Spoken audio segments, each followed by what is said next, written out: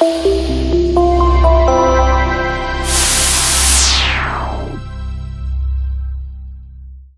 everybody, it's John Costigan, and I have a great video here for management. It doesn't matter if you're sales management, operations, marketing, all the way up to CEO.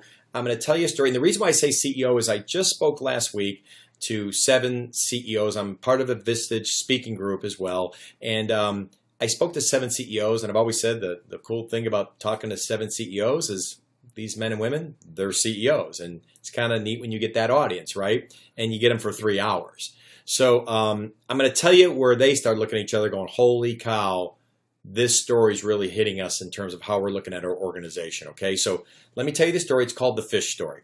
And what the fish story is this, and maybe you heard it. If not, stay with me because maybe I'll add a couple wrinkles to it. But the fish story is this. Your fish are your salespeople, right? Those are your salespeople, and they're in the water. Well, the water, that's you. You control the water. You can control the stream. You can have the water meander. You can have the stream meander and turn or go fast like a waterfall, slow down to a trickle. The water could be dirty. The water can be clean. You control all of that, right? So as managers, you control this, and then you have your fish. So you're going to control the fish too. So for an example, if you want to take plant food and put it right over here on this side of your stream, well, then the plant food might be your comp plans. For example, if you had a comp plan that said that, the more that they sold, once they got to a certain part, then they got their kickers and they went, now 110% a goal, 120, 130, and then their commissions might go from 20, 30, whatever that may be, right? That's the plant food, right? You can also have spiffs, sales contests, and that will drive all the fish to that area where they know they're going to make the most money. I mean, it's real simple. The fish are going to go where the food are at. Sales reps, for lack of a better term, they're kind of coin operated, right? You put the coin in, this, you know what you're going to get, right? Well, same thing here. You put the food here, they're going to go there. You put the comp plan, you put the money here, they're going to go there, correct? So there's no secret there. Well, one of the challenges that I see with a lot of companies is management is muddying the waters. And let me give you an idea what muddying means. The people I was talking about here, when she was telling me the story, she said, let me give you an idea what muddy means. We have everything in Salesforce here. And this is one of the larger software companies here in the Carolinas. She said, we have everything in Salesforce, all of it. But apparently what's been happening is some of the sales reps have been taking the support people, like support engineers or software engineers, on the road with them. And then when they come back, sometimes they'll go, so how'd the call go? And the engineer's going, I don't even know why I was there, in case there was a question asked, but I hardly said anything. So management started saying, we're spending a lot of money having somebody take somebody with them, which probably wasn't even needed. So they stepped in. I think operations might have stepped in and said, hey, we're going to make you fill out this form. And on this form, it was a manual form. So it was either Word doc or Excel, but you had to fill out your name, the date, the company, the opportunity, why you want to bring this person. You had to fill all this stuff out. So meanwhile, it's taken all this time for a rep to do all this work just to bring someone with them on the road. And meanwhile, 90% of the whole opportunity and the stage and where it's at, it's all in Salesforce. So they're virtually making them duplicate all the work again manually.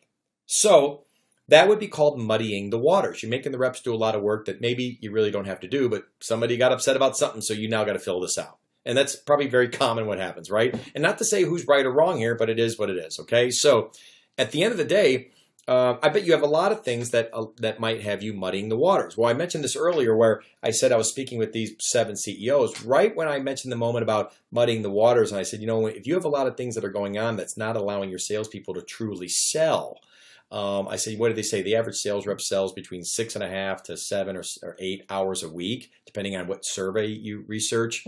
I said, you start doing stuff like this, you're going to start knocking those numbers down. It's going to be harder for them to make their numbers. Well, that's when these 2 people, actually it was Rob and Bruce, their names, they both kind of said something, and I kept speaking, and I kind of waited for an appropriate break, and then I said, hey, I noticed you 2 guys, you'd said something. What'd you mention? They go, boy, we're muddying our waters. And I said, really, how? And of course, when you're in a small, intimate session like that with 7 people, and I got 3 hours with them, we start drilling down, and they start voicing their opinions. The next thing you know, the whole room lit up with what they're all doing in their organizations as well. And it was amazing. I was like sitting there going, oh my gosh, I'm like 7 for 7. They're all talking about challenges they have in their company. And it was just specifically of what they're probably making their reps do that might be muddying the waters. So and now, by the way, before I get done here, let me finish this off. It's not just fish. So let me make sure you know the rest of this. So if you do go tell this to your managers or all the way up to the CEO, maybe you send this video off to your CEO, go, hey, take a look at this. What are your thoughts? Okay. So you have fish, but you also have turtles.